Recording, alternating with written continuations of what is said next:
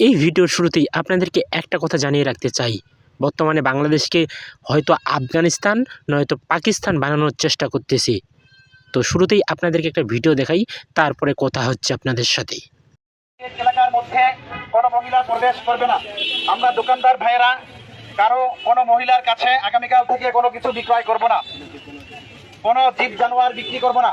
দোকানদার ভাইদের দৃষ্টি আকর্ষণ করা যাচ্ছে, আগামীকাল থেকে প্রত্যেক দোকানের সামনে পর্দার ব্যবস্থা রাখতে হবে এবং সেই পর্দা প্রত্যেক নামাজের সময় ঝুলিয়ে দিতে হবে, অর্থাৎ প্রত্যেক নামাজের সময় বেচা কিনা বন্ধ থাকবে।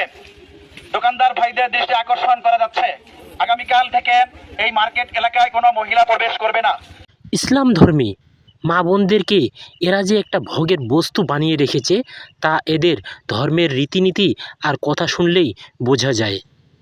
বলতে গেলে ইসলাম ধর্মে মহিলাদের কোনো স্বাধীনতা নেই।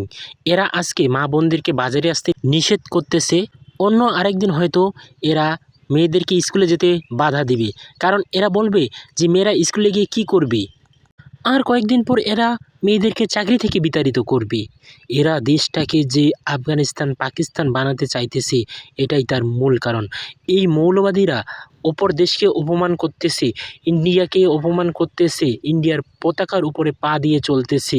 এমনকি এই মৌলবাদীরা ইন্ডিয়ার পতাকাকে নিজের লেফটিনের পা দেওয়ার উপরে বানিয়ে রেখেছে। এরা নাকি শান্তির ধর্ম পালন করে।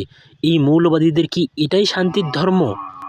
পরের মেয়ে বউদের উপর লোভ দেওয়া, পরের জমি দখল করা, এমনকি রাস্তাঘাটে মানুষদেরকে পেটানো, এদের ধর্ম কি এটাই বলে?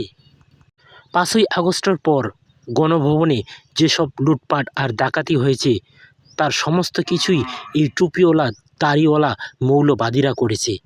তারা 1971 সালে পাকিস্তান যখন এই দেশটাকে ধ্বংস করতে চেয়েছিল, তখন এই মৌলবাদীরা রাজাকারের সন্তানেরা এভাবেই কিন্তু বাংলাদেশের হিন্দুদের সম্পত্তি লুটপাট করেছিল এবং হিন্দু মা বোনদের উপর নির্যাতন করেছিল।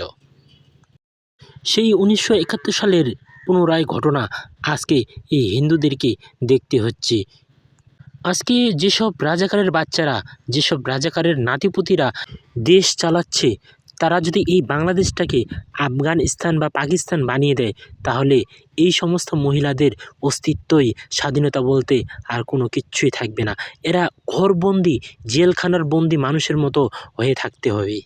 বাংলাদেশটা আফগানিস্তান কিংবা পাকিস্তান হলে এরা তখন ইসলামের মতে দেশ চালাতে চাইবে, এরা তখন কোরআনের আলোকে দেশ চালাতে চাইবে। এইভাবেই কি স্বাধীনতা অর্জন হবে? আপনারা একটিবার কমেন্টে বলে যাবেন। আমার আর কিছু বলার নেই, এখন বর্তমানে বিচার বিবেচনা আপনাদের উপর ছেড়ে দিলাম। আপনারা এই সোনার বাংলাদেশটাকে কি পাকিস্তান বানাতে চান নাকি আফগানিস্তান বানাতে চান? এই কমেন্টটা আপনারা এই ভিডিওর নিচে করে যাবেন। তো আজকের মতো এই পর্যন্তই, দেখা হবে আগামী কোনো অন্য ভিডিওতে। ধন্যবাদ সবাইকে।